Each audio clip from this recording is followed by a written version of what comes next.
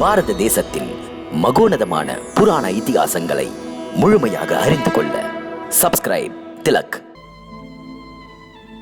அம்மா, உன் வாலி என்றால் யார்? இறந்து போன வாலியின் உடலை அப்படி நினைக்கிறாயா? இந்த நிலம், நீர், காற்று, அக்னி, விண்வெளி என்ற பஞ்சபூதங்களால் ஆன உடல் இதோ பார்.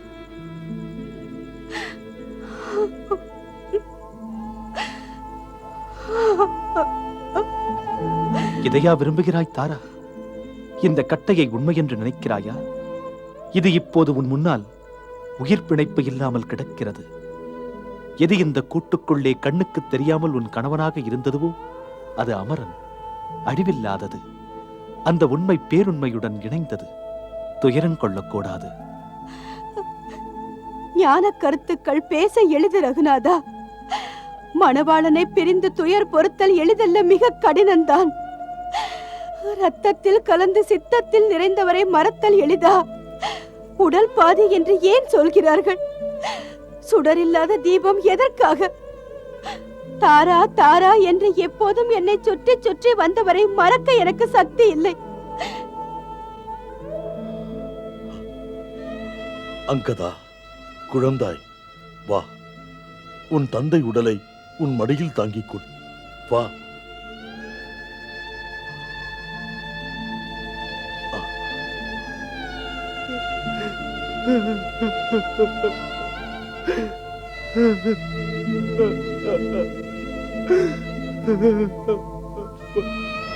மகாராணி தாரா, வேதனையை தாங்கும் ஞானம் மிகுந்திருந்தும் ஏன் இப்படி பேசுகிறீர்கள்? கிஷ்கிந்தை மக்களுக்கும் உயிரினங்களுக்கும் ராஜ்யத்திற்கும் அன்பும் ஆதரவும் நீங்கள்தான். அப்படியிருந்தும் நீங்கள் தங்களை தாழ்த்திக் கொள்ளலாமா? சிருஷ்டியின் நியதி மாறாதது. ஜனனங்கள் தொடங்கும், மரணங்கள் தொடரும். மன்னர் வாலி வந்த வேலை முடிந்தது. வானுலகம் சென்று விட்டார். அங்கு அமைதி பெறட்டும். இந்த விரிந்த வானர ராஜ்யம் கிஷ்கிந்தை ராஜ்யத்துக்கு தாம்தான் பொறுப்பு. தம்முடைய ஆணையை ஏற்று அங்கதன் இந்த ராஜ்யத்தை முன்னின்று நடத்த தகுதி உள்ளவன். ஆகையால் பெற்ற தாய் தந்தை இருவர் கடமையும் தாமே ஏற்க வேண்டும். காலத்தில் கலந்த ஜீவனுக்கு நேரத்தில் செய்ய வேண்டிய சடங்குகள் உண்டு. மறைந்த மாமன்னர் வாலியின் ஈமச் சடங்குகள் சிறிதும் குறைவின்றி செய்யப்பட வேண்டியது தங்கள் பொறுப்பு. மகாராணி தாரா, தங்கள் மைந்தன் அங்கதனின் வாழ்வுக்காக, அவன் வளர்ச்சிக்காக தாங்கள் வாழ்ந்தாக வேண்டியது தங்கள் கடமை தேவி. மகாராணி தாரா, மாவீர ஹனுமான் சரியாக சொன்னார். துணிவோடு இரு தேவி. இனிமேல் வானரராஜனின் இறுதி யாத்திரைக்கு ஏற்றதை செய். அவர் நல்ல கதி பெறட்டும். நண்பா சுக்ரீவா, மாவீர ஹனுமான், கிஷ்கிந்தை மன்னனின் ஈமச் சடங்குகள் ராஜாங்க முறையிலே நடத்த ஆவண செய்யுங்கள். குழந்தாய் அங்கதா, உன் பெற்ற தந்தைக்கு அக்னி காரியங்கள் செய். அவர் ஆத்மா அமைதி பெறட்டும்.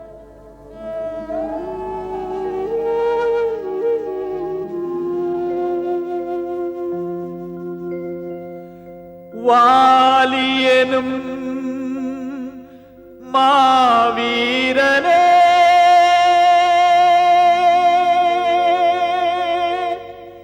பூமி மடியில் உறங்கிவிடு. காலமெனும் ஏட்டிலே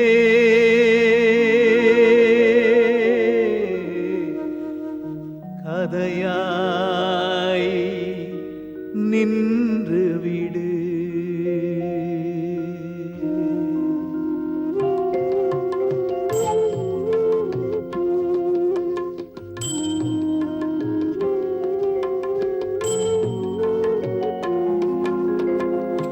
ஆற்றல் இருந்தும் ஆணவம், அதுவே அழிவின் காரணம். மாற்றமில்லாதது மரணமே, மரணம் அதன் பின் ஜனனமே. மாற்றமில்லாதது மரணமே, மரணம் அதன் பின் ஜனனமே. வாழ்க்கை என்னும் நாடக மேடையில் காட்சிகள் மாறும். வந்தவர் இங்கே போடும் வேஷம் ஆயிரமாகும். எல்லா வேஷமும் தீயில் அடங்கும்.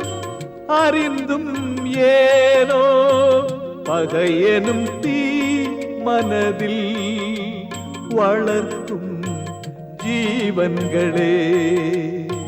பகையெனும் தீ மனதில் வளர்க்கும் ஜீவன்களே.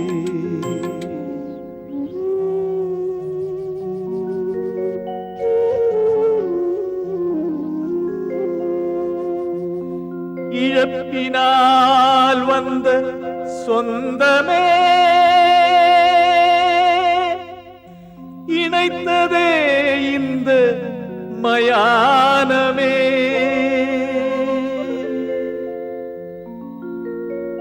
அனுபவம் தானே பாடமே. அன்பு ஒன்றே நிரந்தரமே.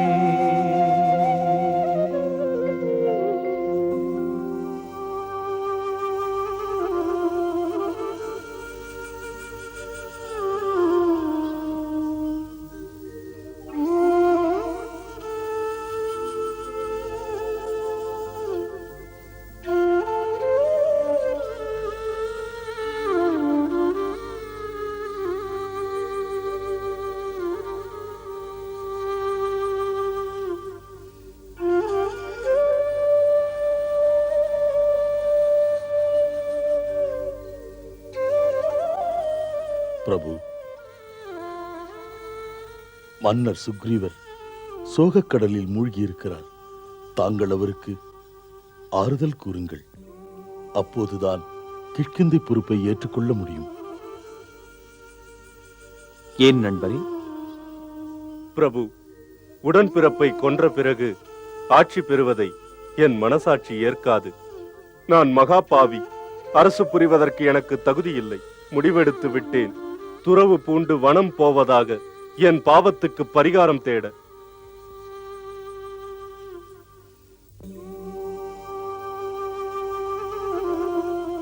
நண்பரே, நீங்கள் இப்போது சொன்னது இன்றைய நிலைமையில் உணர்வு பூர்வமானது.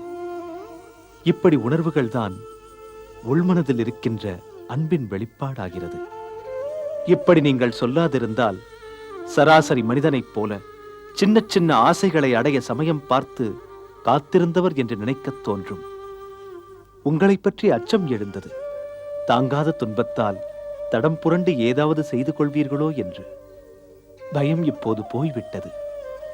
இழப்பின் நெருப்பானது உள்மனதில் வருஷக்கணக்காக தங்களுக்கு இருந்த ஆத்திரத்தை இந்த பேரிழப்பான மரணம் அடக்கிவிட்டது. உங்கள் மனதிலே இருந்த அன்பெனும் உணர்வு வெளிப்பட்டு விட்டது. இயற்கையின் பருவ காலங்கள் மிகவும் இனிமையானது. காய்ந்து கிடக்கும் காலத்துக்கு பின் மழை பொழியும் காலம் வருகிறது. அது பசுமைக்கு முன்னோடி. அதுபோல வாழ்க்கையிலும் மலர்ச்சி வளர்ச்சிகள். சுக்ரீவ மன்னரே, உங்களிடம் மறைந்திருந்த அன்பு வெளிப்பட்டது எனக்கு மிக்க மகிழ்ச்சி தருகிறது. அன்போடு கூட வைராக்கியமும் வேண்டும். நண்பரே, துன்பத்தில் துறவரம் கொள்வது அதை மயான வைராக்கியம் என்பார்கள். அன்பு செலுத்தியவர் இறக்கும்போது யாருக்குமே வாழ்க்கையை விட்டு ஓடத் தோன்றும். இப்படித்தான் எல்லோருக்குமே ஒரு வெறுப்புணர்ச்சி எழுந்து விடுகிறது. ஆனால் இது சில தினங்களுக்குத்தான் நிலைத்திருக்கும். சில தினங்களுக்கு பிறகு மனிதன் மீண்டும் முன்போல் ஆகிவிடுகிறான். இருந்தும் சில மாமேதைகள் இந்த அற்ப வைராக்கியத்தால் தமது கடமையிலிருந்து ஒதுங்கி போகிறார்கள். இப்போது இந்த விரிந்த வானர சாம்ராஜ்யத்தை காப்பது உமது கடமைதான். வீரமிக்க வாலி இந்த ஆட்சியை ஒப்படைத்தார். இதை அன்பு அண்ணனின் ஆணையாக மதித்து இந்த ராஜ்யத்தை ஆட்சி புரியுங்கள். பிரபு, சந்நியாசியாக நினைக்கிறேன். ராஜாவாக்க பார்க்கிறீர்களே.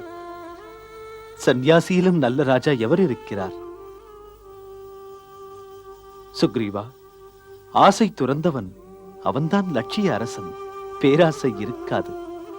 அரியாசனத்தில் ஆர்வமில்லாத ஒருவன் மக்களுக்கு ஏற்ற அரசன். சுய வேட்கைகள், நியாயமற்ற எண்ணங்கள் இல்லையோ அவனே தபஸ்வியைப் போல தன்னலம் கருதாது நாட்டுக்கு சேவை செய்யத்தக்க அரசன். சந்நியாசியைப் போல எதையும் தன் உடைமையாக்காது, அடுத்தவன் உரிமையில் தலையிடாது, வாழ்வில் இன்பங்களை தியாகம் செய்து இறைவனைப் போல தன் மக்களை எல்லாம் ஒன்று போல் நடத்துவான். அதனால்தான் அரசனை இறைவனாக மதிக்கிறார்கள். நண்பரே, இந்த வைராகிய பக்குவங்கள் உங்களுக்குள்ளும் இருக்கிறது. நீங்களும் லட்சிய அரசன் ஆவீர்கள். மிகவும் சிக்கலான நேரம். ஏனெனில் தங்கள் வேதனை. ஆட்சி இது இப்போது உங்கள் கடமை என்று நினைத்து அரசில் அமருங்கள். அதுவே என் பிரார்த்தனை.